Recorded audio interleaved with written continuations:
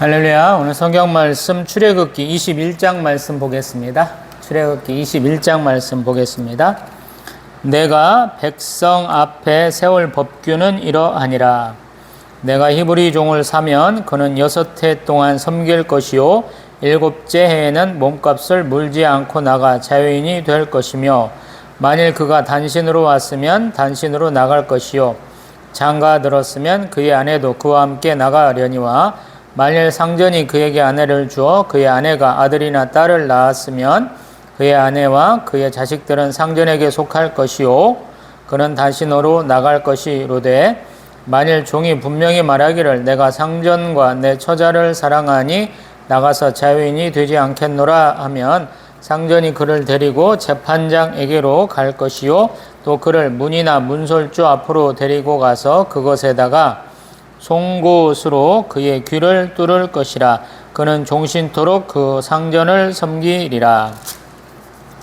사람이 자기의 딸을 여종으로 팔았으면 그는 남종같이 나오지 못할지며, 만일 상전이 그를 기뻐하지 아니하여 상관하지 아니하면 그를 속량하게 할 것이나, 상전이 그 여자를 속인 것이 되었으니 외국인에게는 팔지 못할 것이요 만일 그를 자기 아들에게 주기로 하였으면 그를 딸같이 대우할 것이요 만일 상전이 다른 여자에게 장가 들지라도 그 여자의 음식과 의복과 동침하는 것은 끊지 말 것이요 그가 이 세 가지를 시행하지 아니하면 여자는 속전을 내지 않고 거저 나가게 할 것이니라. 사람을 쳐 죽인 자는 반드시 죽일 것이나, 만일 사람이 고의적으로 한 것이 아니라 나 하나님이 사람을 그의 손에 넘긴 것이면 내가 그를 위하여 한 곳을 정하리니 그 사람이 그리로 도망할 것이며, 사람이 그의 이웃을 고의로 죽였으면 너는 그를 내 제단에서라도 잡아내려 죽일지니라. 자기 아버지나 어머니를 치는 자는 반드시 죽일지니라. 사람을 납치한 자가 그 사람을 팔았든지 자기 수하에 두었든지 그를 반드시 죽일지니라. 자기 아버지나 어머니를 저주하는 자는 반드시 죽일지니라. 사람이 서로 싸우다가 하나가 돌이나 주먹으로 그의 상대방을 쳤으나 그가 죽지 않고 자리에 누웠다가 지팡이를 짚고 일어나 걸으면 그를 친 자가 형벌은 면하되 그가 그 손해를 배상하고 그가 완치되게 할 것이니라. 사람이 매로 그 남종이나 여종을 쳐서 당장에 죽으면 반드시 형벌을 받으려니와, 그가 하루나 이틀을 연명하면 형벌을 면하리니 그는 상전의 재산임이라.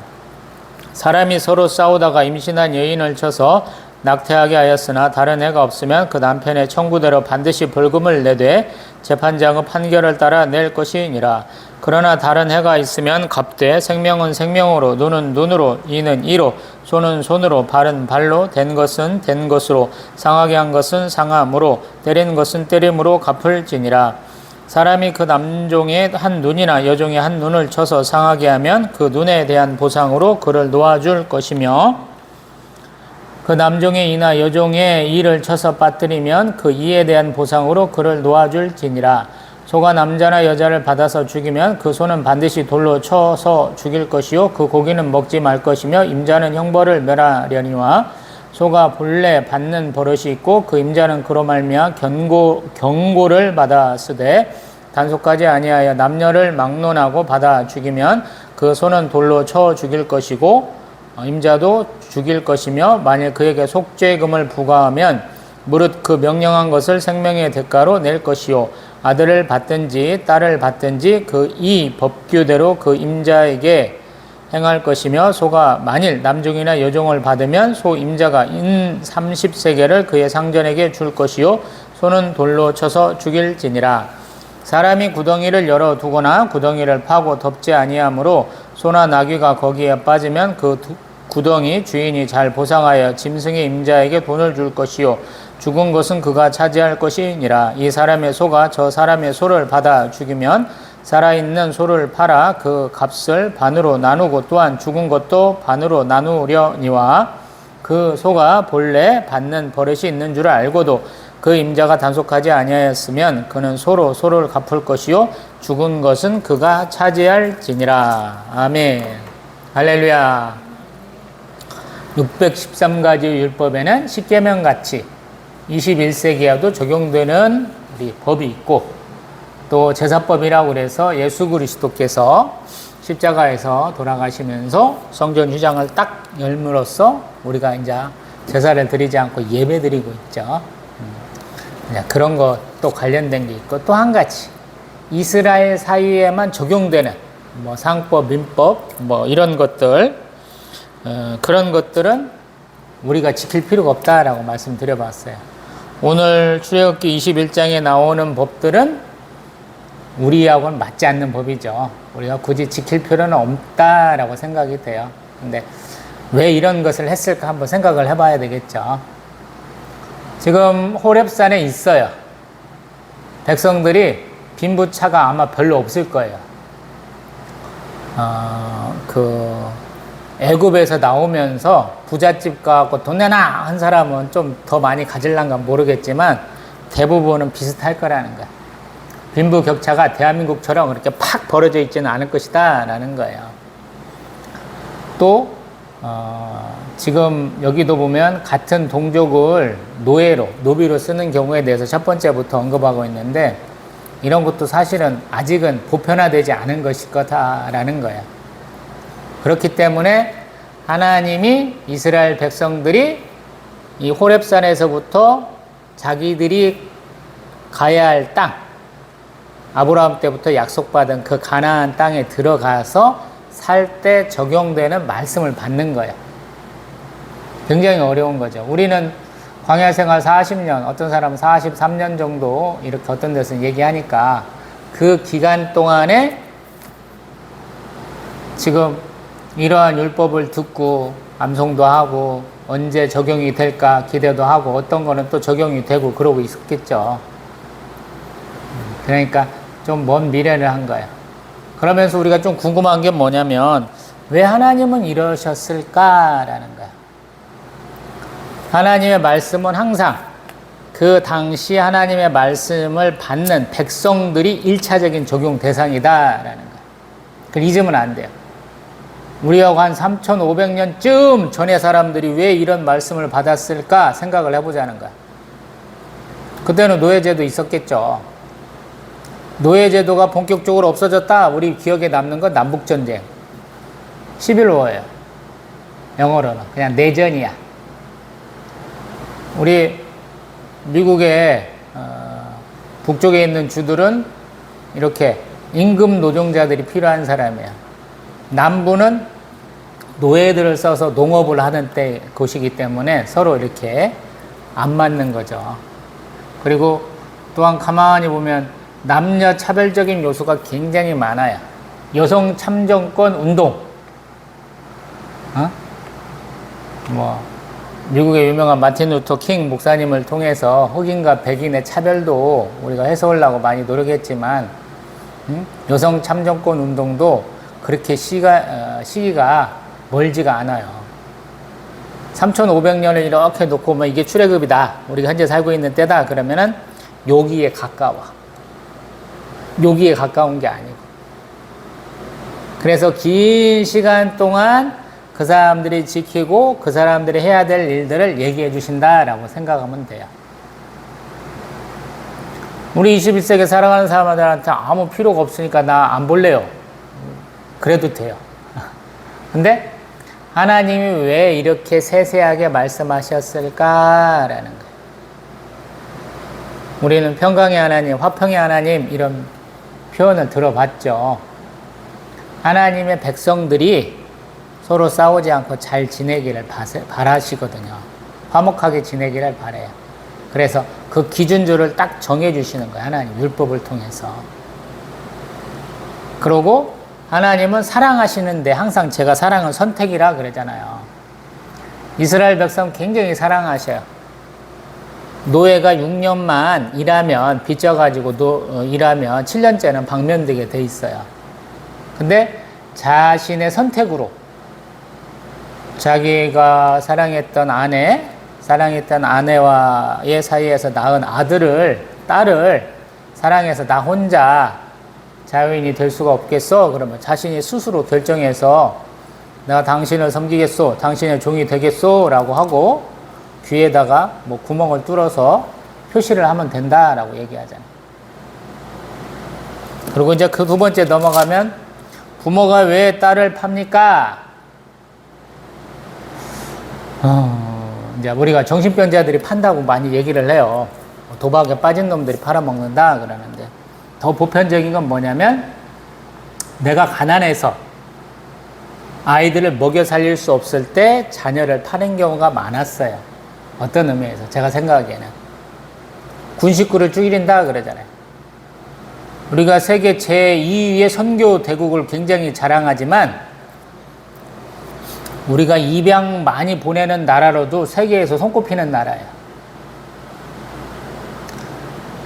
우리가 자녀를 안 낳는다, 출산율이 점점 떨어진다, 이거를 우리가 굉장히 고민하면서도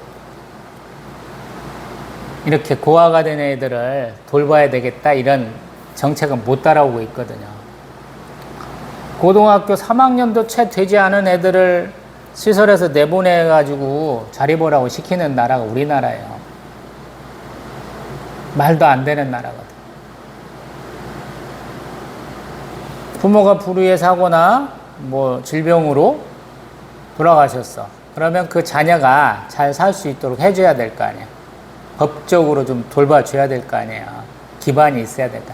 그렇지를 못해. 그래서 왜 사람이 자기 딸을 여종으로 팔았느냐, 이거를 보지 말라는 거예요. 하나님은 원인 제공자가 아니에요. 원인에 의해서 뭔가 결과가 만들어질 때 그 결과를 선한 방향으로 인도하시는 하나님이시다, 이런 생각을 하고 말씀을 봐야 돼요. 하나님이 죄의 창조주는 아니에요. 죄를 허용하신다, 이런 표현이 있거든요. 죄인을 다 죽일 수는 없잖아요. 아벨을 죽인 가인을 하나님이 죽이시진 않잖아요. 멀리 떠나서 유리하면서 살아라 그러잖아요. 가인이 그러면 벌써 자녀들이 많이 있었는지, 태어났는지, 형제자매들이 있었는지, 사람들이 나를 죽이겠어요? 그러니까 너를 죽이지 않게 표를 주겠다라고 말씀하시잖아요. 여기도 마찬가지. 불쌍한 여자잖아요. 부모한테 버림받았어요. 종으로 살아야 돼요. 근데 주인이 그를 며느리 삼을 수도 있다. 또 뭐 우리로 말하면 첩, 두 번째 아내, 세 번째 아내로 삼을 수도 있다. 지금 이런 표현을 하잖아요. 근데 그러면 그거에 맞게 대우를 하라라는 거야. 며느리는 며느리답게 대우하고 아내는 아내답게 대우해줘라 라는 거야. 그걸 못하겠으면 자유인이 되게 하라, 이렇게 얘기하는 거야. 굉장히 서글픈 거예요. 근데 한편으로 보면 사람의 도리를 하라, 이렇게 얘기하는 거거든요. 그 다음에 이제 사람을 죽였는데 고의가 아니에요. 우리 역사에서 배우는 소도 같은 거. 여기는 이제 도피성 얘기를 하는 거죠. 고의로 안 죽였으면 어떻게 할 거냐? 그 사람은 살려야 되지 않겠느냐라는 거. 또 그 다음에 이제 15절부터는 부모를 죽였으면 반드시 죽여야 된다. 우리 16절에 보면 납치해서 팔았다, 아니면 자기가 데리고 부려먹는다, 그러면 죽여야 된다. 또 17절 또 한 번 얘기하는데 부모를 저주하면 죽인다라는 거예요. 부모를 공경해야 우리 내가 준 땅에서 생명이 길다라고 말씀하셨잖아요. 십계명의 5번째. 그래서 부모를 죽여도 안 되고 부모를 저주해도 안 되고, 굉장히 심각한 거죠. 21세기 가장 큰 문제 중에 하나가 대한민국 사회에도 요거잖아요. 세대차가 가족 간에도 있잖아요. 부모 자식 간에도 있잖아요. 그래서 우리 믿는 성도들도 아버지 학교 뭐 이런 거 만들어가지고 아버지가 제대로 아버지다워야 된다, 뭐 이렇게 얘기하는 것 같잖아요. 저는 가서 얼씬도 안 했습니다. 그런 관심도 없고 뭔 얘기 하는지도 몰라요.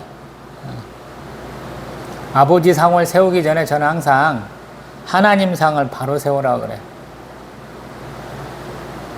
세상 얘기를 가지고 와가지고 교회에서 뭔가 일을 만들고 단체를 만드는 사람들은 저는 다 싫어해요. 교회가 세상 문제를 해결하는 게 아니고요. 하나님 말씀을 이렇게 선포를 하면 자연스럽게 해결이 되거든요. 동성애도 우리가 사랑해야 된다는 여자 목사, 이상한 목사도 있더라고요. 그래서 제가 싫어해요. 평양 대부흥운동 다음에 사람들이 한 게 뭐냐면 교육사업과 의료 복지사업을 했거든요. 다 망했잖아요. 그거 하다가 우리가 다 신사참배로 다 무너졌거든요. 말씀의 기본으로 세워지지 않으면 다 꽝이에요. 선교사님들 많이 보내셔가지고 성도 늘고 교회도 막 지어주고 막 어떤 분은 유치원부터 대학교까지 그냥 쫙 개월화 시켰다는 분들도 많잖아요. 가서 한번 물어보세요. 부활절날 몇 명이나 모이는지. 예수 그리스도의 성육신, 십자가 사랑, 십자가 고난과 부활과 재림, 이거에 대한 관점이 있는지 한번 물어보세요. 그게 인기가 있는지. 그거 아니고 다른 얘기 했으면 다 가짜예요. 근데 그런 사람이 굉장히 많다라는 생각이 들어요. 그 다음에 우리 18절 서로 싸웠어. 죽이면 어떻게 하느냐? 죽어야죠. 근데 아프다가 다시 회복이 됐어. 그럼 어떻게 하냐는 거예요. 그러다가 또 보면은 손상을 입을 때가 있잖아요. 부상을 당해갖고 아픈 것이 오래 지속될 때가 있잖아요. 그런 거 어떻게 하냐? 동해보복법으로 한다는 거야. 그 동해보복법 안에서 보면은 우리 22절에는 임신한 여인의 낙태까지도 포함이 돼요. 뱃속에 있는 아이를 어떻게 여기겠느냐라는 거. 한국 사람들은 세계에서 참 독특한 나라 중에 하나죠. 왜? 뱃속에 있을 때를 10달로 계산해갖고 1년 한 살을 먹게 해줘. 그래서 우린 만 나이가 있잖아요. 우리는 그렇게 생명을 굉장히 소중하게 여긴 사람. 이 태아의, 엄마의 뱃속에 있는 태아의 태동을 그렇게 우리가 참 기쁘게, 의미 있게 받아들이는 민족이잖아요. 그런 거 어떻게 할 것이냐. 그러면서 또 26절에는 눈, 또 이빨조차 다 이렇게 빠지거나 다치면 어떻게 하느냐. 그런 얘기도 하고요. 또 28절 위에는 소가 사람을 이렇게 받아갖고 사람이 다치면 어떻게 할 거냐라는 거. 1980년대까지도 소달구지가 다녔던 것 같아요. 제 기억에는. 제가 15살, 85년에 저희 동네에 이양기가 왔어요. 2줄짜리 못 씹는 기계가. 지금은 몇 줄을 씹는 거 모르겠어요. 한 8줄, 9줄 씹나? 2줄에서 4줄, 4조, 5조 이렇게 커져갔던 것 같은데. 그때까지도 소가 쟁기로 논밭 다 갈고 그랬거든요. 근데 그러한 소가 집에서 키니까 다 순할 것 같지만 어떤 놈들은 정말로 송아지 때부터 엉덩이에 뿔나갖고 사람들 받는 놈들이 있다라는 거예요. 그래서 그런 경우에 어떻게 하느냐. 사람이 죽으면 어떻게 하느냐. 소가 소를 받으면 어떻게 하느냐. 이런 얘기들을 쭉 하고 있고요. 그 다음에 33절에 보면은 구덩이를 누가 파놨어요. 구덩이에 빠지면 어떻게 하겠느냐라는 거예요. 왜 구덩이를 파놓고 놔둡니까? 모르죠. 구덩이 파는 이유가 뭘까요? 짐승 잡으려고 그랬을까요? 아니면 그 안에다가 뭐 좀 묻으려고 그랬을까요? 모르겠지만 그런 일도 다 얘기하고 있다라는 거예요. 빠르게 한번 훑어봤습니다. 이제 이 말씀 갖고 한번 생각을 해봅니다.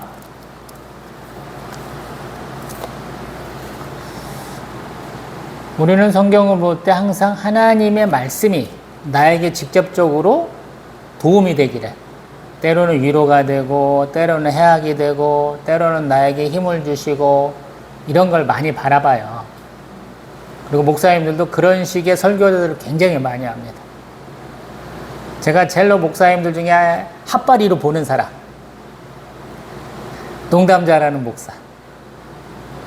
우스갯소리 잘하는 목사를 제가 항상 갤과 핫바리로 봅니다. 그 농담도 우스갯소리도 뺐나 돈과 관계된다면 정말 핫바리 중에 핫바리. 너는 목사 안 해야 될 사람 이렇게 얘기를 해요. 제 속으로. 지랄하고 있네 제가 그러거든요. 속으로. 왜 그럴까요? 라는 거. 성경을 자세히 읽다 보면 하나님이 돈 얘기도 굉장히 많이 하십니다. 오늘도 이스라엘 백성이 가질 수 있는 부에 대한 얘기예요. 이 당시 아브라함 때부터 하나님이 주시는 부에는 뭐가 들어갈까요? 그러면 소나 양 같은 가축도 들어가고 또 우리 이제 천 같은 거 옷을 만들 수 있는 천도 들어가고 그 다음에 뭐 금은 보석 같은 쇠붙이도 들어가고 또 그 다음에 그보다도 더 중요한 게 아마 노예일 거예요. 종일 거예요.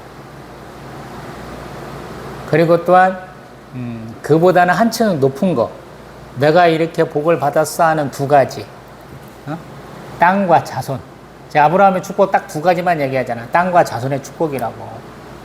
하늘의 묵별과도 같은 땅의 티끌과도 같은 바닷가의 모래와도 같은 자녀. 그게 자녀의 축복이에요. 그 다음에 동서남북 사방 둘러본 땅이 전부 다 아브라함 거. 그게 땅의 축복이거든. 가만히 보면 출애굽해가지고 호렙산에 있는 그 환경은 제가 말했잖아요. 황량하다고. 나무가 별로 없어요.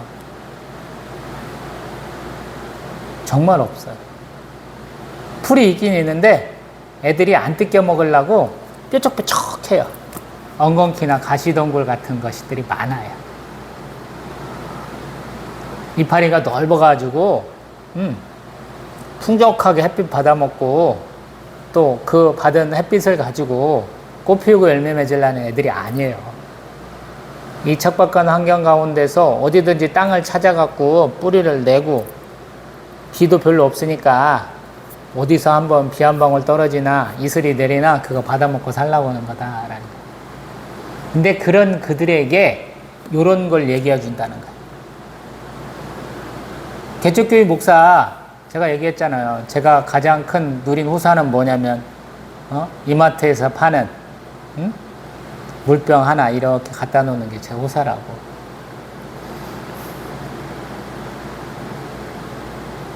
그거 왜 누려본 적이 없어. 근데 어떤 분들은 애비양 생수 아니면 안 먹는다고 그러죠. 우습잖아요. 제가 액티언 스포츠라는 차를 중고로 사고 제법 오래 탔어요. 근데 그 차가 점점 낡아져요. 도색도 여러 번 하고 차 사고도 두어 차례 하다 보니까 이게 제대로 안 된 거예요, 수리가. 그래서 이렇게 문 모서리 부분이 썩기 시작해. 떨어져 나가. 운전석 뒤에 옆에 보조석 뒤에 부분 창문은 구멍이 한 주먹이 이렇게 숭숭 들어갈 만큼 퍽 뚫려버렸어. 그런 저에게 하나님이 뭘 선물하셨냐면 현재 사고 있는 차를 쉐보레 트렉스라는 차를 사게 하셨거든요. 견액 할부 돈이 없었어. 다음 달이 마지막 할부금 내는 날이야. 6년간 내야 됐어. 나 개척교회 목사고 돈도 없어. 근데 차를 담보로 잡아서 그런지 연이율 1%에 해주더라고요. 이런 거야. 아무것도 없는 자에게 네가 누릴 수 있는 걸 얘기를 해주는 거야. 지금 다 빈털털이에요. 종요? 어디서 종을 꿈꿔요? 택도 없는 거. 장가도 못 가는 사람한테 저기 서아시아 정도의 무슨 스탄 나라 중에 어떤 여자는 김태희가 밭을 간대. 그런 여인을 너에게 아내로 줄게. 뭐 이런 식의 얘기예요. 조금 황당한 얘기인가. 소는 무슨 소예요. 광야에서 소키라고 소 주면요, 속 터져 죽을 거예요. 소는 물을 많이 먹어야 되잖아. 물이 어딨어? 내 먹을 물도 없는데. 그 소 요물을 뭘로 해결할 거예요? 풀도 없는데. 사실은 그런 거라는 거예요. 아무것도 없는 상황 가운데서 네가 부하게 됐을 때, 네가 부자가 됐을 때 이렇게 라고 말하는 거거든요. 그래서 참 어려운 거예요. 제가 맨날 예화 드는데 굉장히 상반된 성격을 가진 두 아들은 아버지 얘기를 하잖아요. 하나는 굉장히 낙천적이야. 하나는 굉장히 비관적이야. 그래서 비관적인 놈한테는 낙이 한 마리, 노새인가 낙이 한 마리를 주고, 낙천적인 놈과는 그 낙인가 노사에 똥이 가득한 헛간을 하나 줬더니만, 비관적인 놈은 이 낙이 갖고 내가 어떻게 이 녀석을 먹여 살리고 무슨 일을 하냐고 일이 더 많아졌다고 막 짜증도 내고 슬퍼하고 별짓 다 해. 더 우울해졌어. 낙천적인 놈은 이 똥 열심히 치우고 파다 보면, 이 창고 안 찾다 보면 똥이 이렇게 많으니까 나귀가 많을 거야 하고 나귀를 찾으면서 하하하하 이렇게 웃고 다닌다는 거야. 똑같은 거야. 성경을 보는 관점도 그래요. 굉장히 날카로운 사람은 성경을 보면서 조금 유해지라 하나님 하시는 것이고요. 굉장히 유한 사람은 성경을 보면서 꼼꼼해야 돼. 이 얘기를 해준다는 거예요. 우리 인삼이 좋은 이유 중 하나는 열 많은 사람 열 내리고, 이렇게 열이 많이 떨어진 사람 열을 올려준다 그러잖아요. 말씀이 그래요. 우리가 좌우로 치우치지 않도록 말씀을 모아주는 경향이 있어요. 말씀이 이렇게 있으면 이리 떨어져도 죽고 요리 떨어져도 죽는다. 그러면 안전한 길, 가운데 길로 가라고 해주는 맛이 있다고요. 말씀이 제가 볼 때는. 오늘 보고 있는 우리 출애굽기 21장도 그렇다라는 생각이 들어요. 누군가에는 희망의, 소망의 메시지예요, 이게. 내가 그럴 수 있다고? 제가 기드온 사사 얘기할 때 기드온이 하나님 앞에, 여호와 사자 앞에 얘기하잖아요. 이스라엘 12지파 중에 가장 작은 지파예요. 그 지파에서도 아버지 집이 가장 작아요. 그리고 제가 막둥이에요. 이런 표현을 하잖아요. 큰 용사여, 네 손으로 이스라엘을 구원하라. 여호와의 사자가 와서 선포했는데 나는 아니거든요. 그런 상황이거든요. 하나님 지금 이러한 메시지를 주는 거예요. 너희가 이렇게 살 날이 있다라고 말씀하시는 거예요. 어떤 사람은 이렇게 보아야 할 것이 맞다라고 제가 말씀드려보는 거고요. 어떤 사람한테는 야 봐라, 하나님이 네 거라고 네 맘대로 못하게 하시는구나. 네 맘대로 아무나 협박해가지고 이스라엘 같은 백성을 평생 동안 자기 종으로 삼을 수도 있겠구나. 우리 신함의 그 염전 노예라고 하는 표현하는 게 있잖아요. 뭐 거기만 있겠어요. 다른 동네는 없을 줄 알아요. 똑같이 있지. 경상도 출신 우리 대통령들이 자기 고향 좋게 얘기하는 사람이 있으면 나와보라 그래. 저는 한 번도 못 본 것 같아.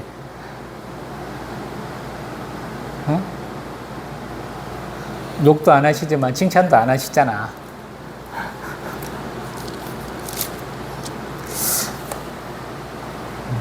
그래서 말씀은 항상 나의 관점으로 보는 게 참 중요해요.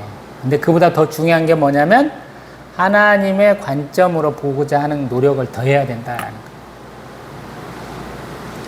하나님이 이스라엘 백성에게 굉장히 희망적인 얘기, 소망을 가져라라고 말씀하실 수 있겠는데 뭘부터 얘기했으면 좋았을까라는 거예요.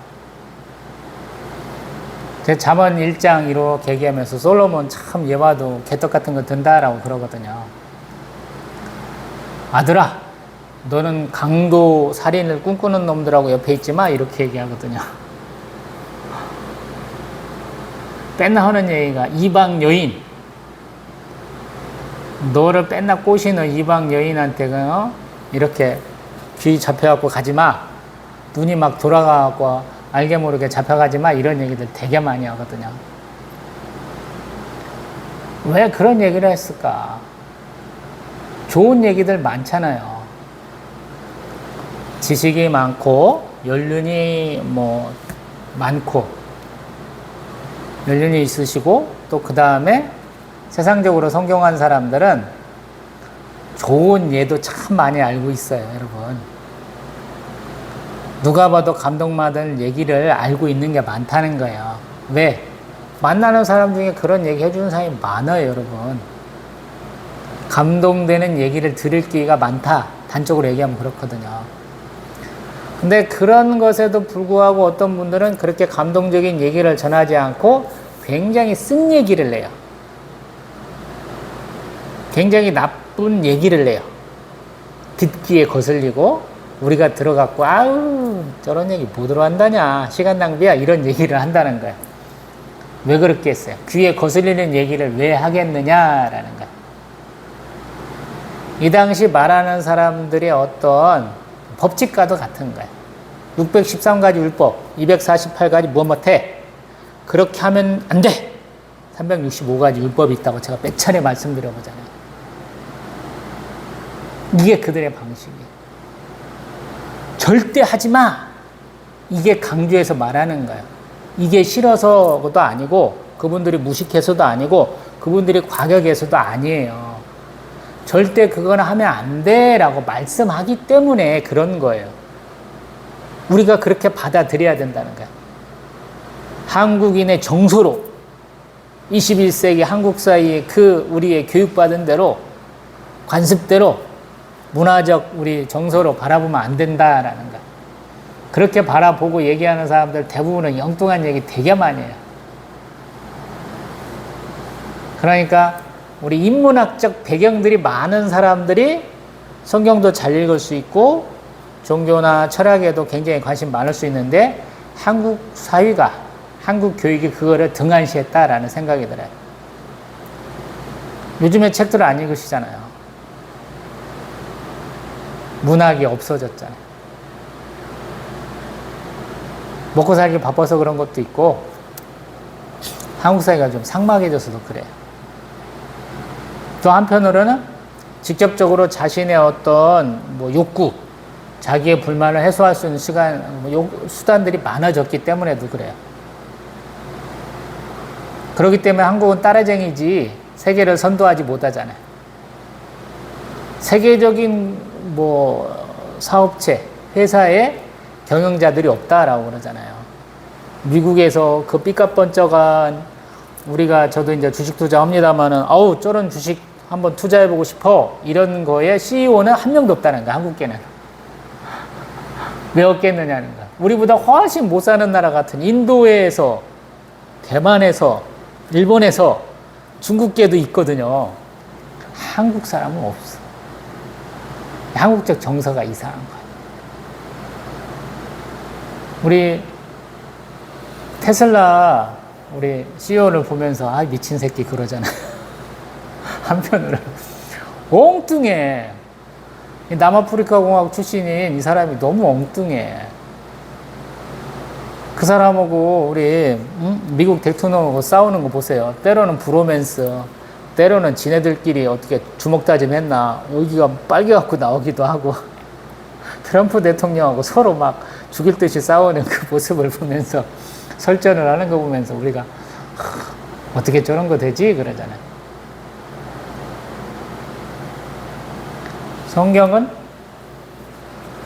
그런 면에서 우리가 생각하는 한국적 정서로 바라보기에는 좀 크다라는 거예요. 관점 자체. 그거를 내가 마음의 문을 좀 열고 사고방식을 조금 더 확장시켜야 성경의 말씀이 들어온다라는 거예요. 그런 사람을 제가 못 만나봐서 제가 더 이렇게 좀 우격다짐식으로 더 말하는지 모르겠어요. 저희 담임 목사님들 또 이제 부교육자 사회 갔을 때 담임 목사님들이 이런 얘기를 안 해주시더라고요. 모르신 것 같고 관심이 없으신 것 같아요. 나보다 뛰어난 분들이 한 건데 내가 못 올라 거기다가 첨언을 하고 삭제를 하고 하냐고 이렇게 하시는 것 같아요. 저는 저보다 뛰어난 사람도 없고 못한 사람도 없어요. 그래서 반드시 한번 제가 까보기도 하고 뒤집어도 보고 줄여도 보고 탈탈 털어갖고 추려도 보고 다시 조립해보기도 하고 그러거든요. 저는 그렇게 하시라고 권면하는 거예요. 출애굽기 21장 말씀 보는데 흥미롭잖아요. 저한테는 흥미로워요. 노예제도를 하나님 어떻게 보시는지, 살인죄를 어떻게 보시는지, 강도죄, 강도상해죄 같은 걸 어떻게 봐야 되는지 관점이 다 나와 있잖아요. 한국 사회하고는 많이 달라요. 이 형법 문제도 대륙법과 다르잖아요. 또 해양 세력이라고 하는 미국 영미법하고는 또 다르잖아요. 그걸 갖고 보는 거예요. 굉장히 흥미롭다라는. 근데 항상 하나님은 어떤 하나님? 예레미야서 9장 제가 맨날 얘기잖아요. 사랑과 정의와 공의를 행하시는 하나님이시다라는 거예요. 그 관점을 보고 보세요. 제가 틀린 얘기 하는지, 예레미야 선지자가 다른 얘기를 했는지, 하나님이 다르게 행하셨는지. 그 관점으로 출애굽기 21장 율법들을 보면 그러시네? 라고 이해가 될 거예요. 예레미야 9장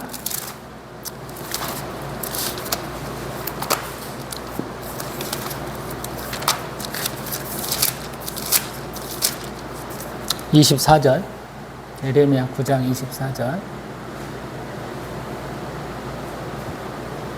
같이 한번 읽어봅니다. 자랑하는 자는 이것으로 자랑할지니 곧 명철하여 나를 아는 것과 나 여호와는 사랑과 정의와 공의를 땅에 행하는 자인 줄 깨닫는 것이라. 나는 이 일을 기뻐하노라. 여호와의 말씀이니라. 아멘. 하나님은 사랑과 정의와 공의를 행하시는 분이에요. 사랑의 하나님이시기도 하지만 정의와 공의를 행하시는 분이시다라는. 한국교회가 정의와 공의를 얘기 안 하기 때문에 제가 이거 동영상 찍는 순간까지 계속 말하려고요. 정의와 공의가 뭔지를 모르는 사람이 너무 많아. 사랑은 얘기해. 근데 사랑은 선택이라는 걸 생각을 안 하더라고요. 사랑은 용서 이렇게 얘기를 하더라고요. 사랑은 용서. 사랑 안에 많은 게 다 들어가요. 근데 가장 큰 의미는 선택이거든요. 근데 사랑을 용서라고 바꿔서 얘기하더라고요. 사랑은 용서가 아니에요. 사랑은 선택이에요. 제가 말라기에서 얘기하잖아요. 야곱을 어떻게 사랑했냐고 백성들이 와서 따지니까 야곱은 사랑하고 에서는 미워했다 그러잖아요. 하나님의 답이 선택했다는 것. 북이스라엘은 쫄딱 망하고 남유다는 남아있다라는 거예요. 저의 관점입니다. 정확히 얘기하면 다르게 생각하신다면 그것도 맞는 겁니다. 다음 시간에는 출애굽기 22장 말씀 또 보겠습니다. 또 뵙겠습니다.